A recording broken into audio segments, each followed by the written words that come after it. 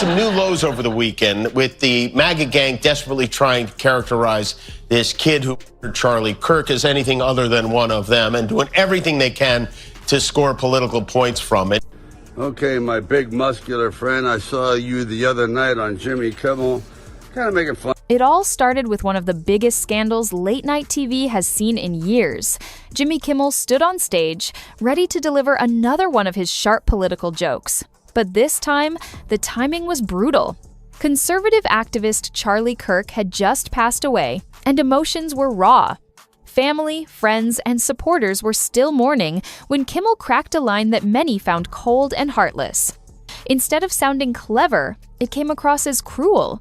Viewers watching at home didn't laugh. They got angry. Very angry. Social media lit up almost instantly, with people calling the remark tasteless, insensitive, and completely out of touch. And this wasn't just critics on one side of the aisle.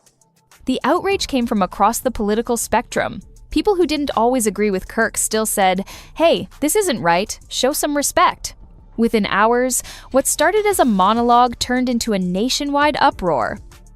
Late-night comedy is supposed to give people a break from the heaviness of the world, not add to the pain of grieving families. But Kimmel's words did the opposite. They poured gasoline on an open fire.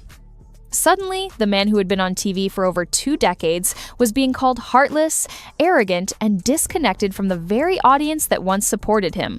By the way, before we continue, don't forget to like this video and subscribe to the channel. It really helps us grow and share more intriguing stories.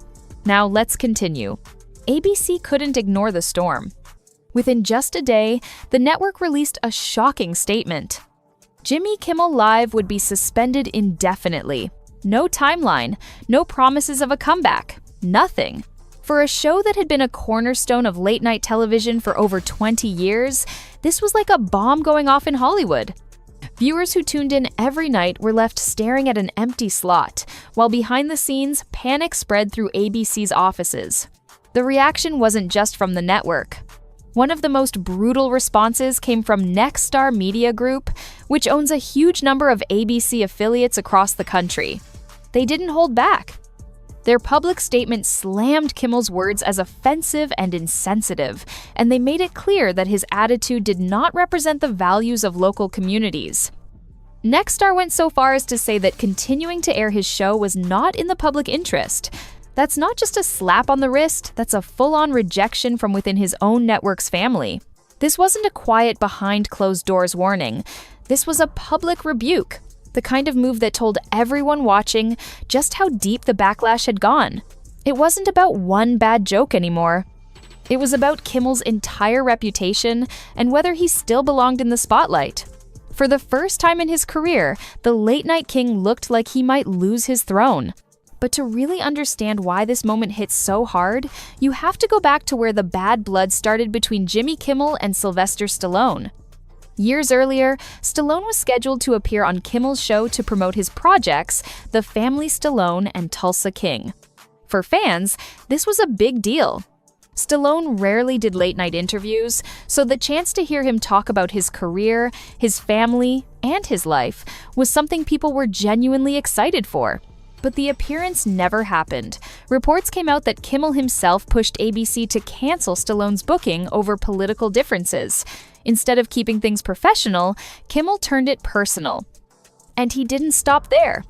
On air, he took the chance to mock Stallone's views, turning what should have been lighthearted comedy into targeted digs. Viewers weren't laughing. The jokes sounded more like insults than humor. The tone was condescending, dismissive, and it rubbed people the wrong way. Fans who had admired Stallone for decades felt like their hero was being disrespected, not entertained. Social media exploded within hours, with Kimmel's name trending for all the wrong reasons. One tweet summed it up. Disrespecting Stallone? That's a mistake you can't recover from. The rift was out in the open now, and the public started to take sides. Stallone was the hard-working Hollywood legend. Kimmel looked like the petty host who couldn't keep politics out of comedy. The stage was set for a feud that would only grow bigger. The fallout was immediate and fierce. Fans of Stallone and even casual viewers who weren't usually invested in late-night TV went after Kimmel with full force. Hashtags like Cancel Kimmel and Respect Stallone shot across Twitter, Facebook, and Instagram. Clips of the segment where Kimmel mocked Stallone went viral, but instead of people laughing, the comments were brutal. One post said flat out, "This isn't comedy, it's bitterness dressed up as a joke." People weren't just angry at the insult, they were angry at what it represented. Late night was supposed to be fun, a place to escape politics and stress. But Kimmel's words felt personal, mean-spirited, and out of touch. It wasn't just Stallone's fans speaking up either. Media critics joined in, calling the moment a textbook example of why audiences were tuning out of late-night shows. The more people talked, the uglier it got. Some pointed out that Stallone had built his reputation on respect, hard work, and resilience, while Kimmel was tearing his down with pettiness. Others said late-night hosts had forgotten their role to entertain, not lecture. Within hours, what started as a jab at Stallone had turned into a full-blown cultural moment, with the internet piling on and refusing to let go. For Kimmel, it wasn't just one bad joke anymore. It was the beginning of a ratings disaster, one that would push ABC into emergency mode. And that disaster came fast.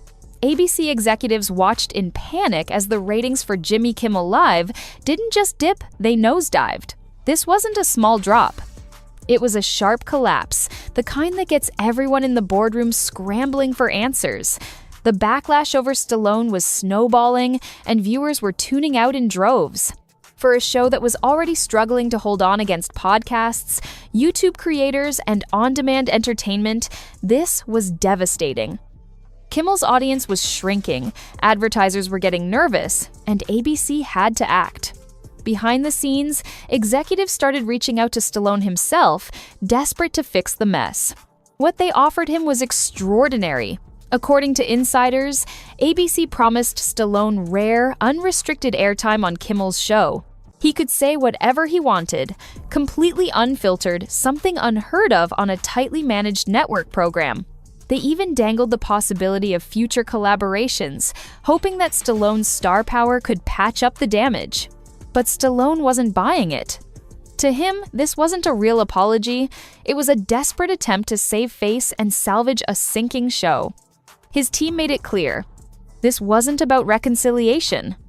It was about ABC trying to slow down a collapse.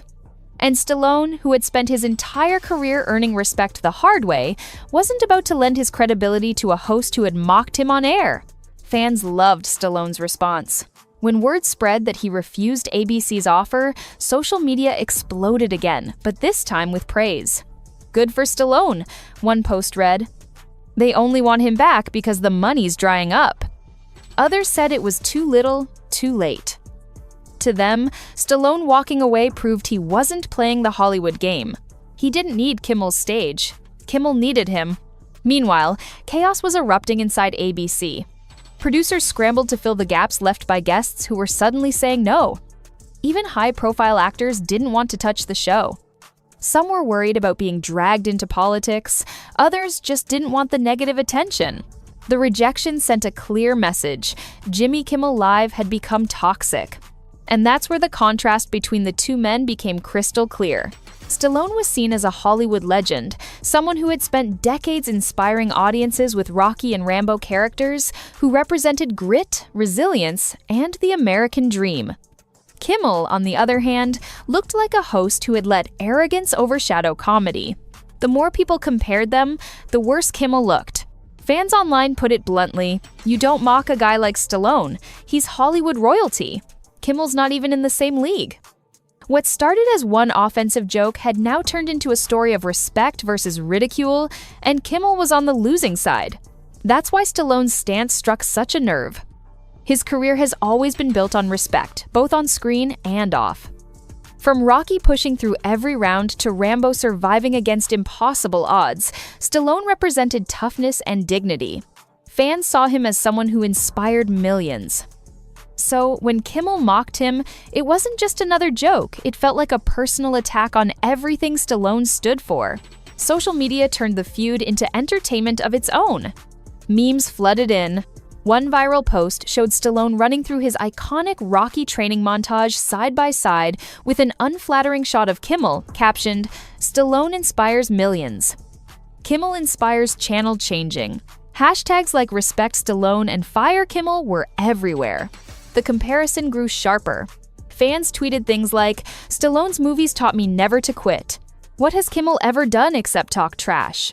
Others compared Kimmel's late-night rants to Stallone's entire legacy. Rocky got knocked down but always got back up. Kimmel, they said, was down for the count, and no one was cheering for him to rise. Viewers weren't laughing at his jokes anymore, they were laughing at his decline. Even casual fans who weren't big Stallone supporters piled on, saying you just don't disrespect a man who's given the world so many iconic moments.